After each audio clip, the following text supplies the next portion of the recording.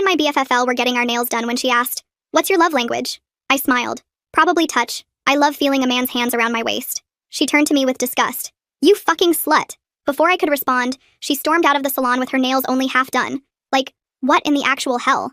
I figured maybe she was having issues with her man or something. But when I FaceTimed her, she hung up straight away and blocked me on everything.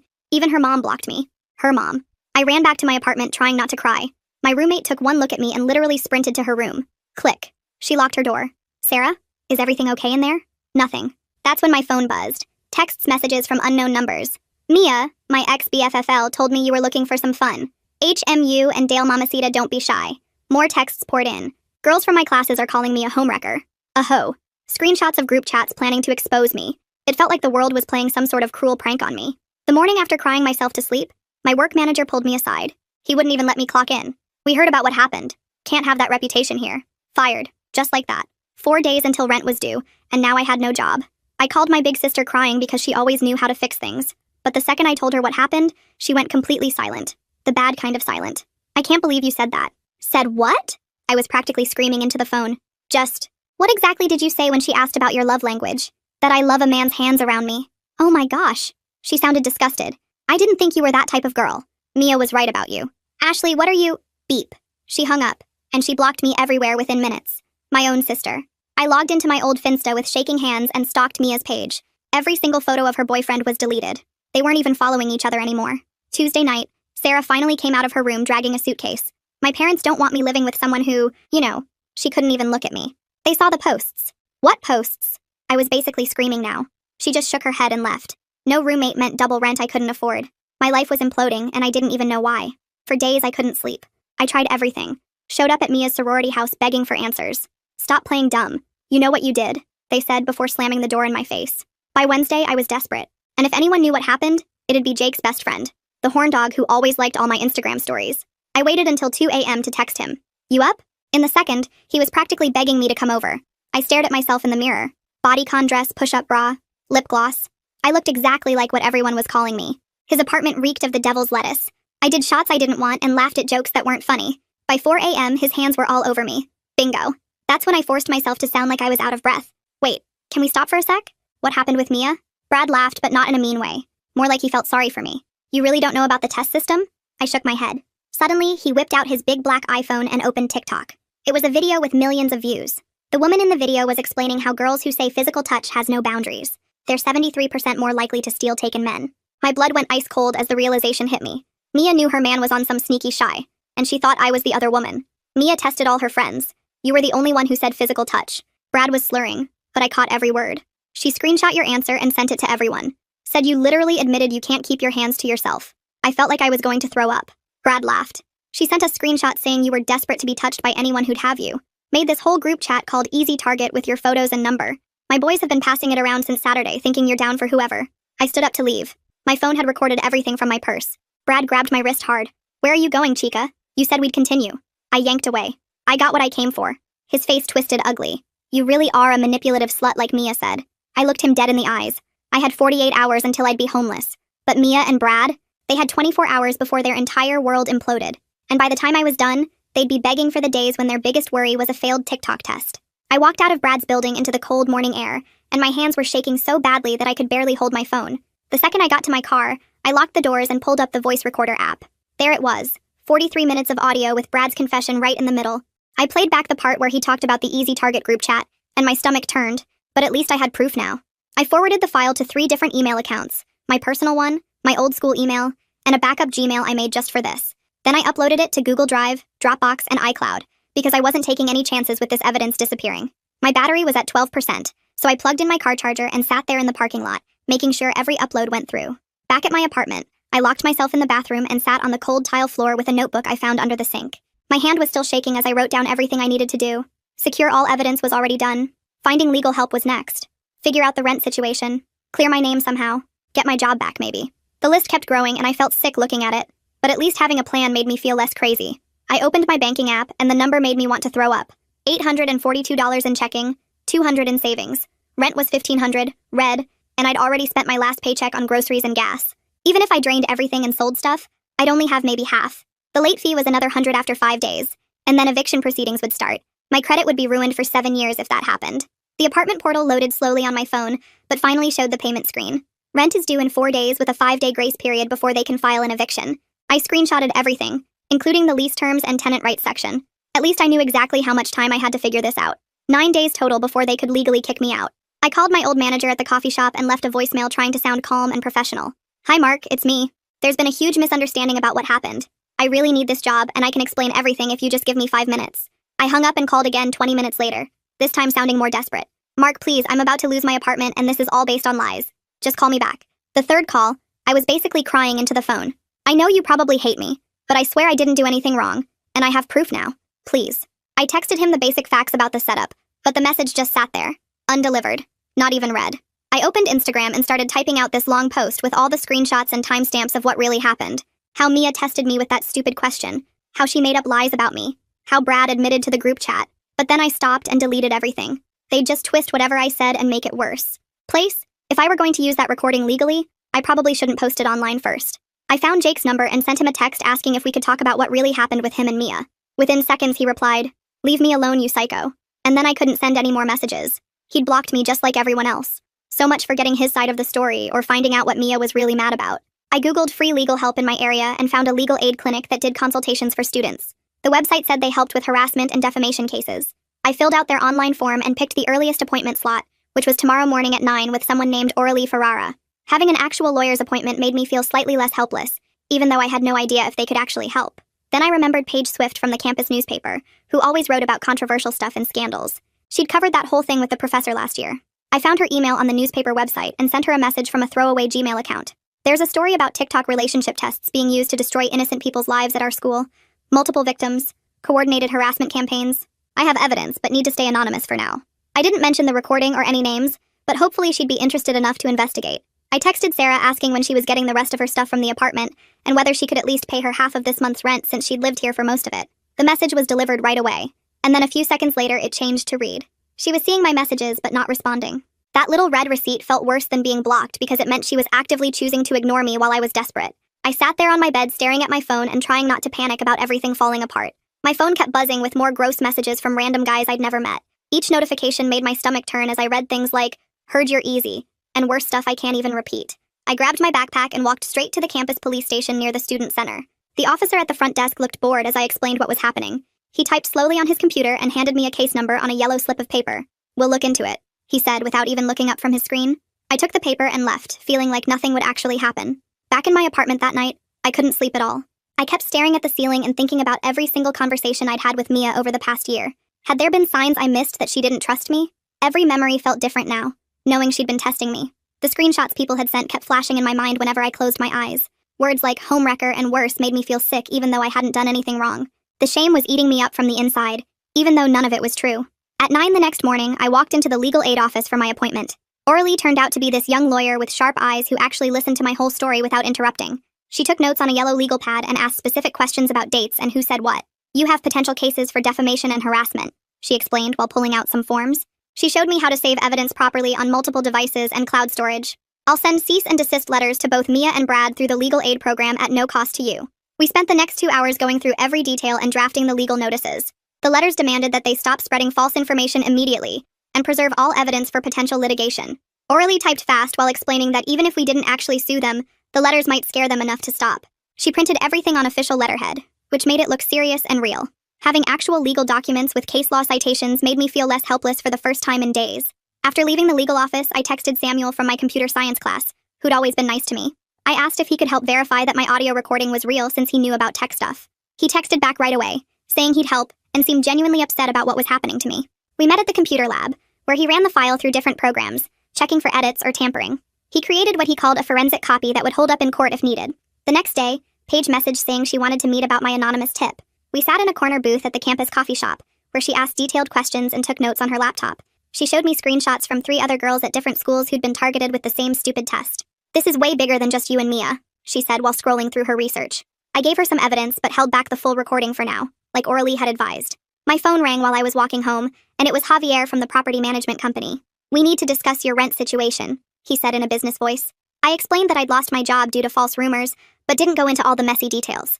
After some back and forth, they agreed to give me a 1-week extension with a late fee added on. It wasn't great, but it bought me some time. which felt like a small victory. The next morning, I went to the Title IX office and filed formal complaints against both Mia and Brad. I attached the police report number and printed out some of the initial evidence I'd collected. The woman behind the desk said they'd investigate, but warned it could take several weeks to resolve. Both parties will be notified within 48 hours, she explained while stamping my paperwork. At least now it was officially on record with the university. Samuel texted me later that day with good news about the audio file. He'd confirmed it was completely authentic with no edits or alterations anywhere in the recording. Even better, he'd found metadata showing exactly when the Easy Target screenshots were first created and shared. The digital trail proved this was coordinated harassment starting right after I'd answered that stupid love language question. Finally, I had real proof that I wasn't making this up or being paranoid. That night, I created a throwaway email account and sent a message to the sorority standards board. I attached just the part of the audio where Brad specifically mentioned Mia organizing everything and creating the group chat. I didn't include my name, but suggested they should investigate their members' conduct since it reflected badly on their organization. Let them deal with their own mess internally while I focus on clearing my name everywhere else. My phone buzzed with a Twitter notification, and I saw Brad had posted something vague about girls who can't take jokes trying to ruin lives with fake recordings. Within minutes, his frat brothers were commenting with support and making threats about what happens to snitches who try to destroy good guys. I screenshot every single comment and reply before they can delete anything. The threats kept getting worse with guys saying they knew where I lived and what classes I took. My hands shook as I opened my main Instagram account for the first time in days. I typed out a short statement saying I was aware false information was being spread about me and that I'd filed police reports and was working with legal counsel. I added that any harassment would be prosecuted, but didn't mention any names or give details. Just setting boundaries like Orly taught me. The likes and comments started pouring in immediately, with some people supporting me and others calling me dramatic. At 2 in the morning, my phone lit up with a DM from Jake saying he needed to meet tomorrow because he had to protect himself from whatever I was planning. I stared at the message for a long time before typing back that I'd meet. But only in a public place like the campus coffee shop. He agreed right away, which made me think he was really scared about something. The next afternoon, Jake showed up at the coffee shop looking like he hadn't slept in days with dark circles under his eyes. He sat down across from me and immediately pulled out his phone to show me text messages between him and some girl from his economics class. The messages went back months with hearts and dirty talk, and plans to meet up when Mia was busy. Jake explained that Mia had suspected he was cheating, but thought it was with me since I'd said that thing about physical touch being my love language. He swore he had no idea about the harassment campaign until Brad told him yesterday, and now he was worried I'd expose him. I recorded our whole conversation on my phone while he talked and showed me more proof of his actual cheating. Later that day, I met with Orly at her office and showed her the screenshots Jake had given me. She looked them over carefully and told me not to post them publicly since it could backfire legally if Jake claimed I was harassing him. She said I could share them with Paige for her article and with the university investigators, but we needed to be strategic about it. Orly was already thinking 3 steps ahead about how Mia's team would respond to any move we made. Strategic patience was hard when I wanted to blast everything online immediately, but I trusted her advice. My email dinged with a message from the sorority standards chair asking for an informal chat about my concerns regarding their member. I forwarded it to O'Reilly, who helped me write back, insisting that any meeting be formal and recorded with a witness present. She'd taught me not to give them any chance to twist my words or intimidate me privately since everything needed to be documented. The standards chair replied that she understood, and we could schedule something official through the Greek Life office. That same evening, someone posted screenshots in a campus Facebook group showing the Easy Target chat Brad had created. The messages were even worse than Brad had described, with guys rating my photos on a scale and sharing detailed fantasies about what they wanted to do to me. Some of them had even been following me around campus and taking pictures without me knowing. I felt sick reading through everything, but also vindicated that other people were finally seeing what had been happening. The person who leaked it said they were disgusted by their fraternity brothers and wanted to distance the organization from Brad's actions. Paige texted me excitedly because she'd been digging into that stupid 73% statistic about physical touch and stealing men. She discovered it came from a parody account that made fun of bad relationship advice and had never been real. She was writing a whole article debunking the entire test trend and exposing how it was weaponized against women. Real journalism might actually save me when social media wouldn't listen to the truth. She interviewed experts who explained how these fake statistics spread and hurt real people. The next morning, I tried to pay for groceries, but my card got declined even though I knew I had money. I logged into my banking app and saw that several payment app transfers had been flagged as suspicious with a 24-hour hold on my entire account. The timing felt way too convenient to be random, and I wondered if someone had reported my accounts as fraudulent. I called the bank, but they said I had to wait for the security review to complete. Now I couldn't even access the little money I did have for rent or food. Everything kept piling up, and I felt my chest getting tight like I couldn't breathe properly. My vision started going fuzzy, and my hands went numb as I sat on my bathroom floor trying not to pass out. I managed to dial the campus crisis hotline while sobbing and gasping for air. The counselor on the phone was really calm, and taught me a grounding technique where I had to name 5 things I could see and 4 things I could touch. She stayed on the line for almost an hour until I could breathe normally again, and helped me schedule an emergency counseling appointment for the next day. Morning, my phone buzzed with a notification from Instagram, and I saw Mia had posted a story with a quote about learning from mistakes and not believing everything you see online. I clicked through and watched her type out this whole thing about how social media can be dangerous, and we should all be more careful about what we believe. Not one word about what she actually did to me. The comments were flooding in from her sorority sisters with heart emojis and messages about how brave she was for speaking out. I screenshot everything before it disappeared and sent it to Orly, who was meeting with my old manager's HR department that afternoon. She texted back that the company was hiding behind at-will employment laws and basically said they could fire me for any reason or no reason at all. They told her I could reapply in a month, but made zero promises about actually hiring me back. I threw my phone across the room, and it bounced off my mattress while I started pulling clothes out of my closet. My favorite jeans, the dress I wore to my birthday dinner, and a leather jacket Ashley got me for Christmas. I took photos of everything and posted them on 3 different selling apps because I needed money now. Within an hour, I had offers on half my stuff, and some event staffing company emailed about a weekend gig serving food at some alumni thing. The pay was decent, but the thought of smiling at drunk old people while my life fell apart made me want to scream. Orly called and we talked for almost 2 hours about what to do with Brad's recording. She kept saying that posting it publicly could backfire hard because his frat brothers might dox me or make things worse. She wanted me to only share it with the investigators and Paige for her article. My fingers kept hovering over the upload button on TikTok, but I knew she was right about being strategic. The bank finally released the hold on my account, but it was too late because the rent was already past due even with Javier's extension. I stared at my laptop screen showing negative $300 in late fees on top of the regular rent I couldn't afford anyway. I called Javier and told him I'd be out by tomorrow if he could return most of my deposit. He actually sounded sorry for me and said if I left the place clean, he'd give back everything except the carpet cleaning fee. I started throwing everything I owned into garbage bags and boxes from the liquor store down the street. The next morning, Javier showed up for the inspection and immediately started pointing at this stain on the bathroom wall that had been there since I moved in. I pulled up photos from my move-in day 2 years ago showing the same stain, and he backed down real quick. He tried the same thing with a crack in the bedroom window, but I had documentation for that too. After 20 minutes of him trying to find damage that didn't exist, he signed off on the full deposit return minus that carpet fee. My phone started blowing up with DMs from some account with 0 followers and a default profile pic. The messages said I was going to regret everything, and that he knew where I'd be staying. The writing style was obviously Brad trying to sound tough behind a fake account. I screenshot everything and forwarded it to both Orly and campus security within seconds. The security officer called me back and said they'd add it to my file and increase patrols near where I was staying. Jake texted out of nowhere, saying he'd write a statement for the university about what really happened with him and Mia. He made it super clear he wasn't doing this to help me, but because he was worried Mia would try to destroy him next. I didn't care about his reasons as long as he told the truth about her being paranoid and controlling. He sent over 3 pages describing how she'd test all her friends, and how she'd been convinced someone was after him for months before they broke up. My Venmo dinged with a $200 payment from Ashley with a note that just said for food and stuff. No apology, no explanation, no admission that she'd been wrong about me. But I knew this was her way of saying she cared without actually having to say it. The money went straight toward the storage unit I'd have to rent for all my stuff that wouldn't fit wherever I ended up.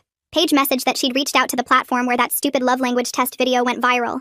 They sent back some corporate nonsense about not being responsible for how users interpret content and refused to comment on their role in spreading false information. She said she was including their silence in her article and calling them out for letting dangerous misinformation spread unchecked. Her article was supposed to drop tomorrow, and she promised it would help change the narrative about what happened to me. I finished packing the last box and looked around my empty apartment one more time before heading to that alumni event where I'd spend 8 hours pretending everything was fine. While serving tiny foods to rich people who had no idea their server's entire life had been destroyed by a TikTok video, the event dragged on for hours with me balancing trays of tiny quiche and pretending my hands weren't shaking every time someone looked at me too long. Between refilling the champagne glass, SS Orly texted that she'd filed the criminal complaint with the actual police, not just campus security, and included all of Brad's threats plus screenshots of that group chat. She said it would take months, but at least there'd be real consequences eventually. I kept serving and smiling while rich alumni complained about the temperature of their shrimp cocktail. 8 hours of this earned me just enough for groceries, but my feet were killing me, and my face hurt from fake smiling. When I finally got back to the apartment, Sarah was there with her dad, loading boxes into his truck. She wouldn't even look at me while her dad muttered something about bad influences loud enough for me to hear. I just stood there watching them take everything without saying a word, because some fights weren't worth having. My phone buzzed with an email from the university, and my hands shook opening it. They'd announced interim sanctions with Brad banned from all campus events, and Mia on social probation with her sorority. Not expulsion, but at least everyone would know they did something wrong. Another email came through from my old manager saying I could reapply next month, and they'd consider it fairly, which was corporate speak for maybe, but at least he was finally responding. I sat down at my laptop and started typing everything that happened from the salon to now, including all the screenshots and timestamps I'd been collecting. The blog post took 3 hours to write, and I uploaded every single receipt showing how a fake TikTok test destroyed my life in less than a week. Within hours, it had thousands of shares from women with similar stories commenting about their own experiences with toxic friend tests. My old phone wouldn't stop buzzing with more harassment, so I drove to the phone store and got a new number, then spent the next 2 hours locking down all my social media and blocking every single person who'd harassed me. Setting these boundaries felt like building walls around what was left of my sanity. I packed the last of my stuff and drove to the address Paige's source had given me, some tiny apartment on the other side of town. The couch wasn't comfortable and the place smelled weird, but I had a roof over my head, and my deposit money meant I could eat for the next few weeks. My new phone lit up with texts from only the people who had my new number.